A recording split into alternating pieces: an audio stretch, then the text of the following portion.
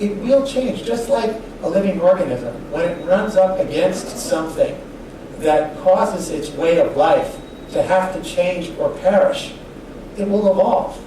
Any animal, when it's conflicted with either another animal or an environmental change or something, will adapt slowly to that new environment.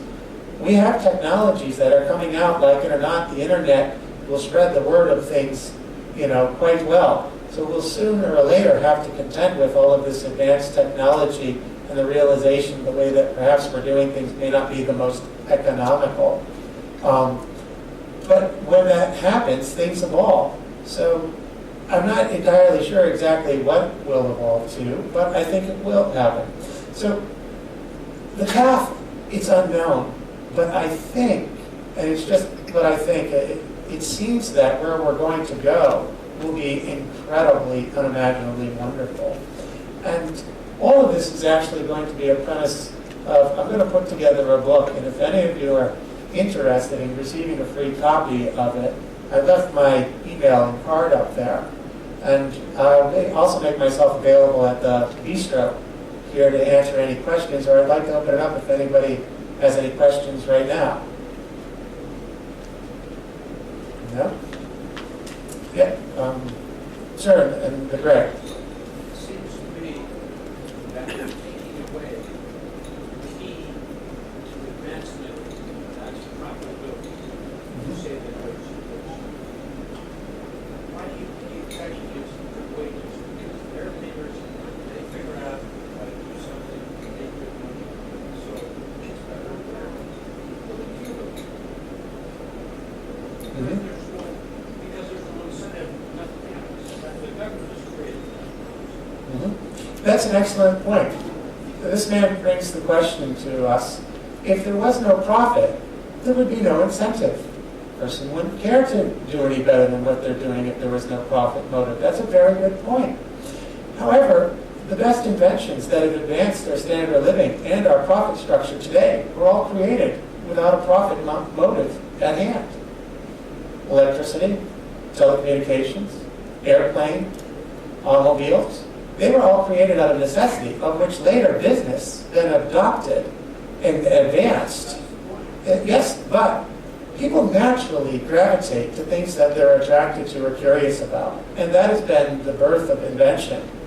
And perhaps in another system where profit wasn't necessarily the motive and people had more time to stop and think and create, we might actually see incredible new inventions that we've never seen. But that's an excellent question and debate, that without the motive to profit, which is exactly what we learned in MBA school, that, that's the reason why. Like I said, we're going to go an alternative path. But the Keynesian philosophy, which I learned in college, is wrong. Basically, I'm over complete. yeah, perhaps yes. But those are all rooted in a monetary system that's based on interest and debt. And what I'm talking about is just the...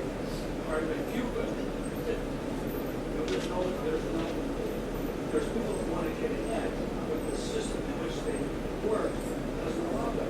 That is true. That's Cuba.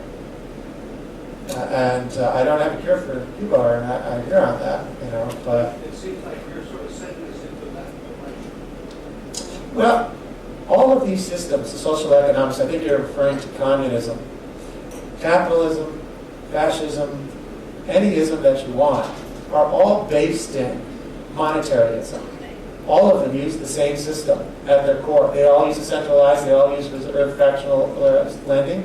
And interestingly enough, their leaders there, where the state owns the enterprise, were just as interested in advancing themselves and living. I have a lot of friends that used to live in Russia prior to 1991. And there were two markets going on. There was the communist one, which was the one that everyone was obliging to. But there was an entire gray market one that was very capitalistic based going on at the same time.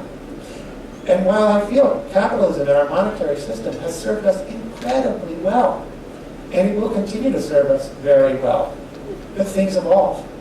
And that's what I'm trying to say, is that we're going to evolve. Eventually, if you follow these rules of basic economics, that you cannot make a profit if you can't put labor to it, and that if labor is no longer necessary, it's kind of hard to make a profit. Any kind of ism, moneyism, capitalism, or social economic ism, is going to have to confront that. But to that, you gotta have some smart enough to figure out if it's a reward. Well, the reward would be we have to go to work the next day. You know? All you have to do to make your pet say the evolution anthem is to remove greed. Very good one. There's all kind. That's what I said. The final element, and we're running out of time, is psychological point, sensibility. But you see, there wouldn't be any greed eventually if everything that you needed was just provided, or it was just there, like the air. Like, anybody greedy to hoard air? No, because you can't. And if you advance things to that point, it would be difficult. So you had a question.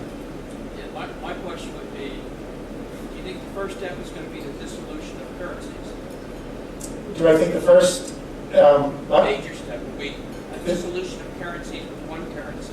interesting question. I've thought a lot about where we're going with currencies. And I do believe, it's just my opinion, that eventually to further globalization and to advance business interest and profit, we will probably go to a one currency electronic base at some time. Ask a French and German citizen if they ever thought they would be using the same currency 20 some odd years ago. They'd say no, never. But doesn't it facilitate and make trade and business and profit so much easier? I kind of think so. Go ahead. Address the issue of world overpopulation, taxing effect, resources that we have that eventually affect the economic world. She's asking the simple observational fact that as population grows and grows and grows, and we need to give people the basic needs that they, necessities, isn't that going to put an unburdenable amount of tax onto the limited resources that we have? Well, I kind of have to agree or say, well, yes, it's finite.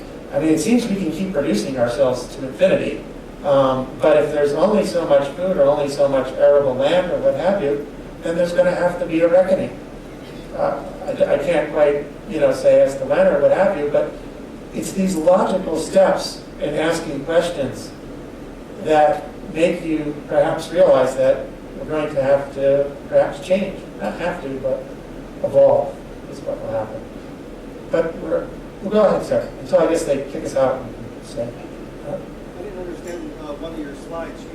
On one of them you said the basic cycle was the DIG, the debt interest, growth, labor resources, and profit. And then as an example, you showed Coca-Cola. And on this slide you said labor, you have the motive on the debt interest and growth, you have the profit, but you're limited by labor and resources. And then yeah, but we went to the Coca-Cola one, and then it seemed to me on the Coca-Cola example, it wasn't labor or resources at all. Coca-Cola can make as much, Coke as they want.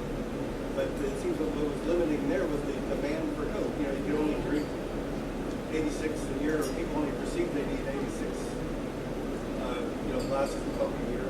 So that's where they are limited by demand and not labor and resources at all. What this guy is trying to illustrate is that, or to correct me if I'm wrong here, that I was highlighting earlier that the system is limited by labor and not by profit, or not by the amount of people you can sell it to. Yeah, there's actually... It seems like a lot of times it's demand. That's true, and that's what the Coca-Cola illustration was about, that the demand is not infinite. There's only so many people you can give Coca-Cola to. And Coca-Cola, if it's automated in its distribution, this, that, and other, then the labor isn't that big. But there's still a lot of labor that needs to be added to the water to make the formula, to distribute it, to get it to that maximum demand. But, at that point in time, you've run out of customers.